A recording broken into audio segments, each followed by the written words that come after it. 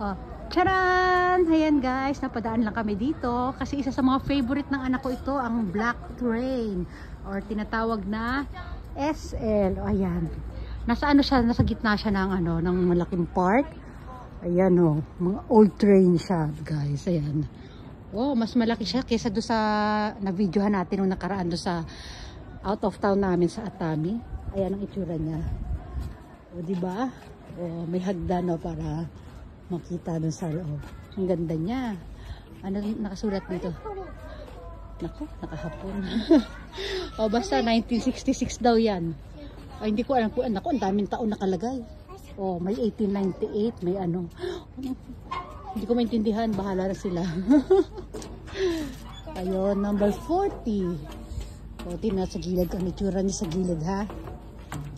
Ah, ito sa likod, oh. Wow! Oh, pwede siyang umakyat sa loob. Dali lang. Yung nakaraan kasi yung sa out of town namin, hindi pwedeng akitan sa loob eh. Oh, di ba?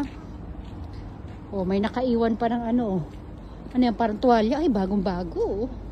Naku, kung hindi ko kasama ko, kung kinuha ko na yan, bagong-bago. Kasi tatapon lang yan ng ano eh, oh. Oh.